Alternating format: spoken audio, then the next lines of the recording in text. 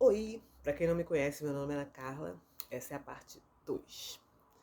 Vou contar um pouquinho, resumir um pouquinho da história do meu filho, porque ele nasceu surdo, né? Ele nasceu surdo devido à minha gravidez, eu tive toxoplasmose, aí a sequela que deixou foi a surdez. Eu descobri a surdez dele com 1 ano e 6 meses, com 1 ano e 6 meses ele começou a usar prótese e fazer fono. Aí foi indo. Ele nunca gostou de usar prótese, nunca gostou de falar. Mas eu fazia a minha parte, que era levar ele na fono 2 vezes por semana. Ele entrou na idade escolar, fui fazer a matrícula dele numa escola perto de casa. A diretora falou que lá não tinha surdo e que ela não poderia estar fazendo a matrícula dele. Eu falei assim, ué, mas na escola do município, numa escola na inclusão? Ela, não, mas aqui é melhor a senhora colocar ele numa escola que tenha surdo. Eu falei assim, não, é melhor eu colocar ele aqui, porque aqui é perto de casa. Aí tá, como ela não resolveu, eu fui na CRE, que é a quinta CRE, e lá também tentaram me convencer a colocar meu filho numa escola que já tinha 2 surdos, que era distante da minha casa. Eu falei que eu não ia colocar, porque meu filho ia ficar cansado de ir voltar na escola. Ainda tem sala de recurso, que a criança tem que ir de manhã, ir para casa, depois voltar de novo à tarde. Não tinha condições, eu não ia fazer isso com meu filho, que ia ser um sacrifício muito grande.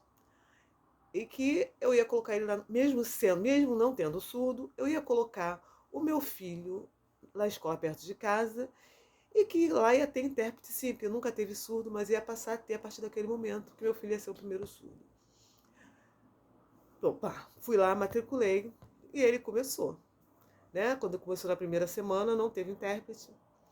Eu imediatamente liguei para a CRE falou que estava providenciando. Eu falei que desde o ano anterior eles já estavam sabendo que eles iam receber um surdo e que eles já tinham que ter providenciado. Eles falaram que não, eu liguei para a Secretaria de Educação e liguei para a CRE de novo, liguei para a Secretaria. Eu sei que na outra semana apareceu um intérprete lá. Muito bonzinho, ótimo. Aí meu filho foi, estudou o ano, né, todo. Aí depois, esses 2 meninos que estudavam numa outra escola, que eu não sabia, que esses 2 meninos ficaram sem um intérprete. E eles moravam no mesmo bairro que eu. E fizeram a mesma coisa com essas mães. Mandaram esses 2 meninos para essa escola longe. E elas foram para lá. Elas não brigaram, simplesmente aceitaram. Aí no outro ano, que foi, elas descobriram que tinha surdo perto da casa delas e que tinha intérprete.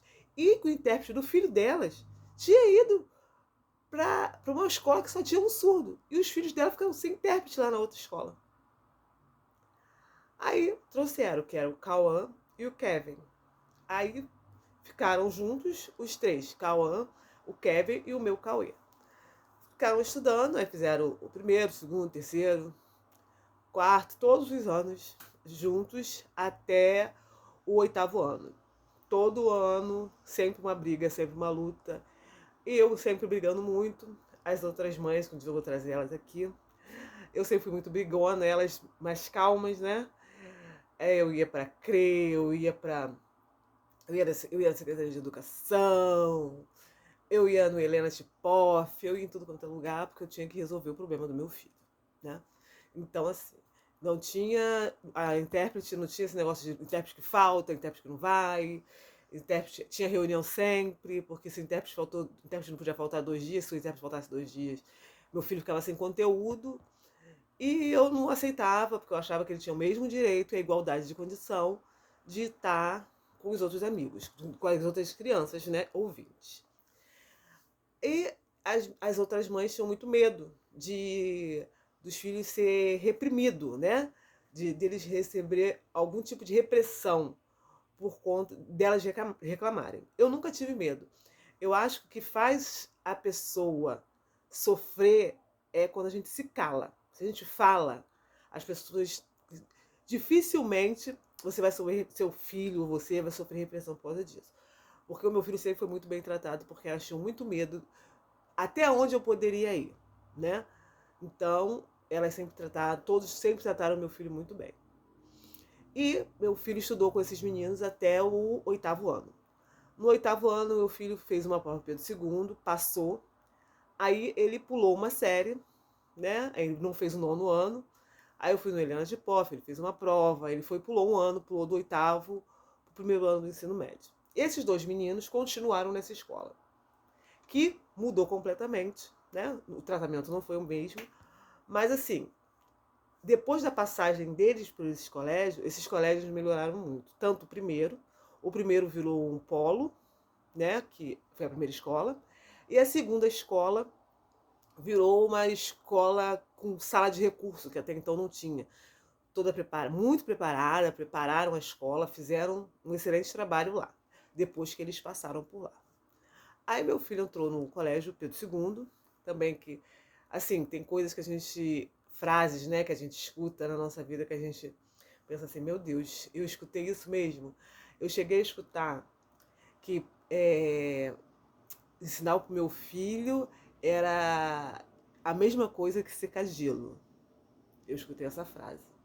Acho que essa foi a frase que mais me machucou de todo o ano escolar do meu filho, foi essa frase. Quando meu filho estava no primeiro ano do ensino médio, que teve uma reunião, que uma pessoa chegou para mim, né, do Colégio Pedro II, falou que ensinar inglês para meu filho era igual secar gelo.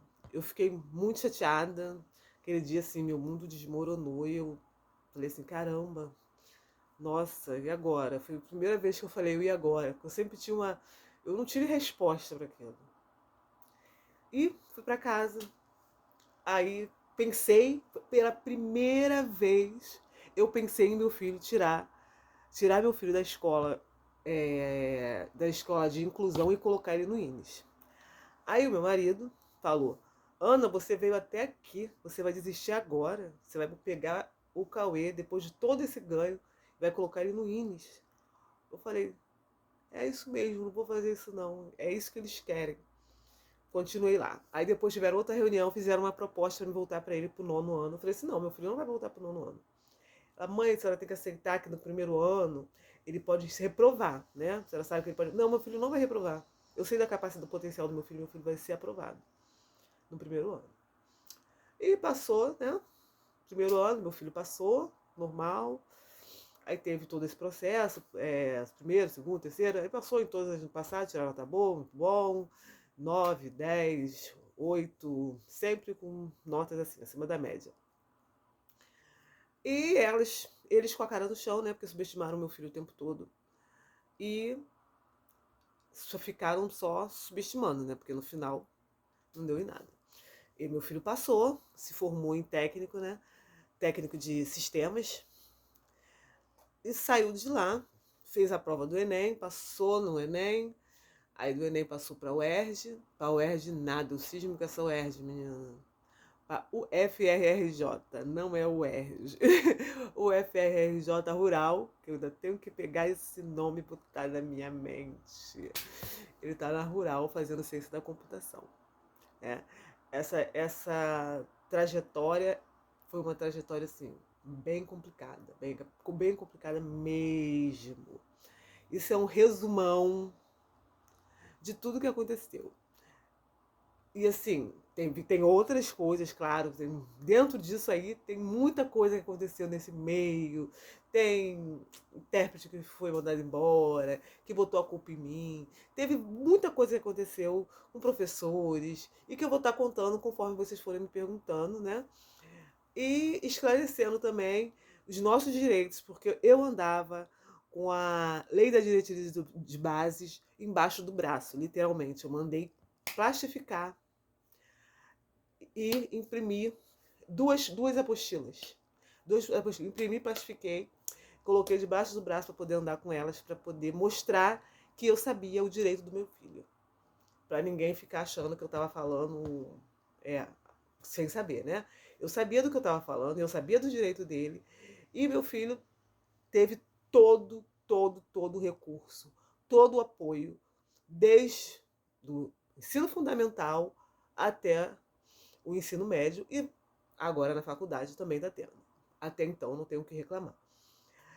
Isso, e assim, mas só que para isso você tem que botar sua cara lá, ó, pá, para bater.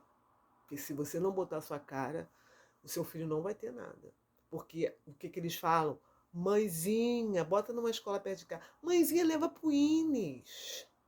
Leva pro Inis, o Inis é bom. Vai ver se elas querem sair da casa delas, 4 horas da manhã com a criança, cheia de sono. Que muita mãe sai lá de Caxias, de Queimados, não sei da onde, um monte de bairro lá, para ir lá pro Inis, em Laranjeiras, cansadas, muitas mães com o dia inteiro naquela escola, que tem mãe que tem 2 filhos surdos, tem mãe que tem 2 filhos surdos e não estudam no mesmo turno. Eles não veem o sacrifício. Tem mãe que não só tem aquele filho surdo, tem o outro, tem outro filho. Então, eles não têm que querer empurrar todas as crianças para o Inis. Né? Falar, mãezinha, põe no Inis, no Inis. A mãe tem que botar o filho aonde for bom também para ela, porque ela tem uma vida. Não só para o filho, né?